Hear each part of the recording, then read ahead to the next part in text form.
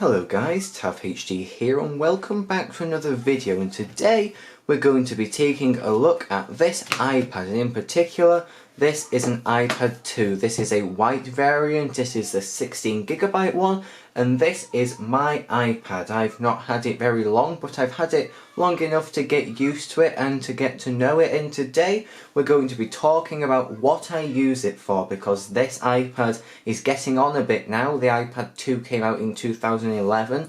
This exact one was made in 2013, so this one is 7 years old now, and today we're going to discuss what I use it for here in 2020. Now before I discuss what I actually use this for, let's just take a look at it. First, as I said, it is a white one and I've got a cheap eBay case on it. This was just a £5 smart case off eBay. It does everything it needs to. The iPad wakes up and shuts with the opening and closing of this. It's very good for £5, you can't really go wrong. It does everything that it needs to. And of course, because this is an iPad 2, it's got quite thick bezels. I believe on later models they made these side bezels thinner, and of course on the iPad Pro they are all extremely thin all the way around, and they removed the home button. Now this one does not have Touch ID, it's just got a standard home button. But that doesn't really bother me because I've got nothing against pressing the home button and sliding to unlock and entering the passcode. And speaking of sliding to unlock, that shows that this is indeed an older version of iOS. And this iPad 2 runs up to iOS 9.3.5. That's the version that I am running on it. Now, because it is on the maximum OS it will run, and it is quite a few years outdated, it runs a bit sluggish. It's fine, it works, but it's not as fast as my iPhone 8 Plus, for example. Like, this is a couple of years old now, but this is still extremely quick, so it's not as quick as that, but I wouldn't expect it to be, because it is quite a bit older and quite a lot cheaper. But because it is running an older version of iOS, there are quite a lot of features I don't have. For example, this is iOS and not iPadOS, so there's some things I'm missing out on there. And of course, because it is an older release, I've got to use the older versions of some apps, and some apps just completely aren't supported at all, which is kind of annoying. For example, this version of Google I've got isn't a new one, it's a fairly old version, and it is fairly sluggish as well. It works, but not as well as it does on other devices. Now with the display, this is 9.7 inches, just like other iPads that have been out since, but it is quite clearly not a Retina. The pixels are very visible, I can see them, I'm at quite a distance, I can see them. It's fine, you get used to it after a while, but if you've used any newer iPads with Retina displays, going to this is a bit of a change. But it gets the job done and it's fine. Now it is on its highest brightness, but it is still quite dim in this room because I've got so many lights on, but just normally it is a fairly bright display, so that is fine. Now, because it is an older device, it still uses the 30-pin dock connector. Now, that means that I've got to keep around one of those older chargers. I actually don't know where I've put it. And that's kind of a problem because it's the only one I've got. All the other ones I have are broken, and this one that came with this is also on its way out, so I'll probably have to get another of those.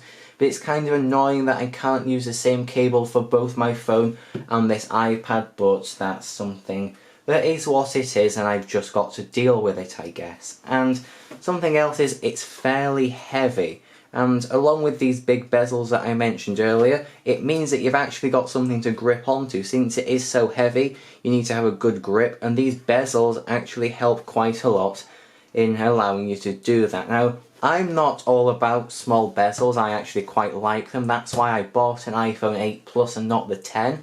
I could have bought the 10 if I wanted to, but I decided not to, because I prefer the traditional design and having something to actually hold on to. That's kind of a controversial opinion at this point, but that's how I feel. Now we've spoken about that, let's discuss what I actually use this iPad for. So the main thing I use it for is for an app. Here it is called Image App, and that works with my Panasonic camera. Now I use a Panasonic Lumix G7, and I also have an FZ82 as well, which I used until I got this G7. So what I use this iPad for is for monitoring everything that the camera is recording. So right now I'm having to look at the little display built into the camera. It articulates, it's fine.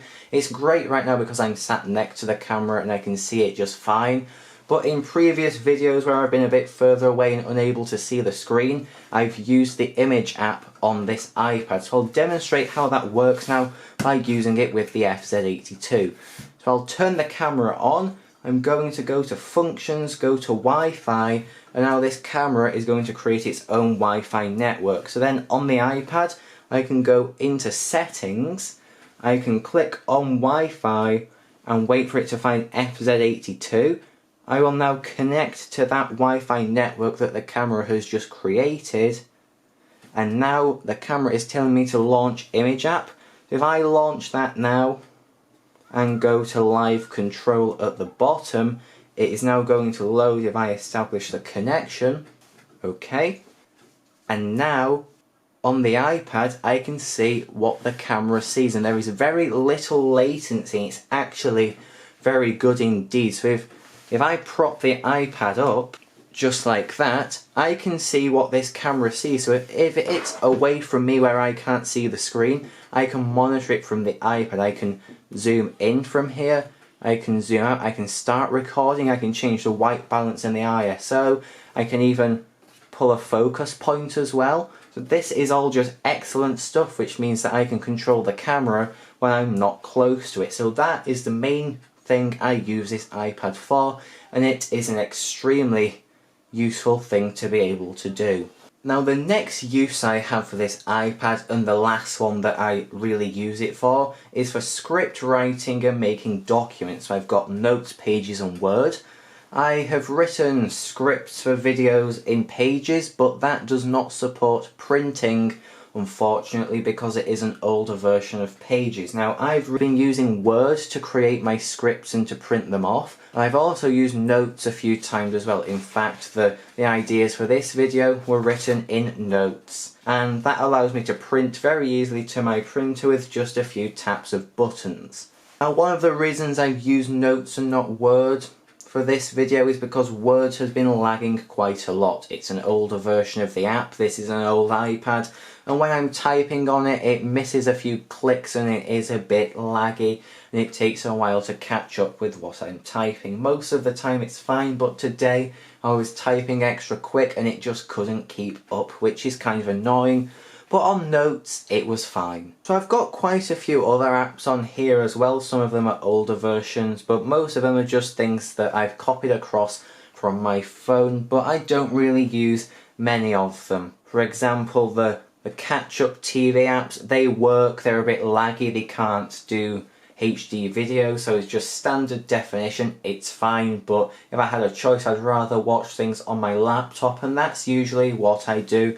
Well, this is just a bit more portable and it can be a bit more convenient, and it's great to have options. So I think that is really everything I wanted to talk about. I've not had this iPad that long, but I think I've utilised it quite well and it fits into my workflow very nicely. So hopefully this was interesting in some way, and this shows that you can still use an old iPad in 2020 depending on what you need to use it for. But for me, it works just fine. So thank you for watching this video, and I will see you in the next one. Goodbye.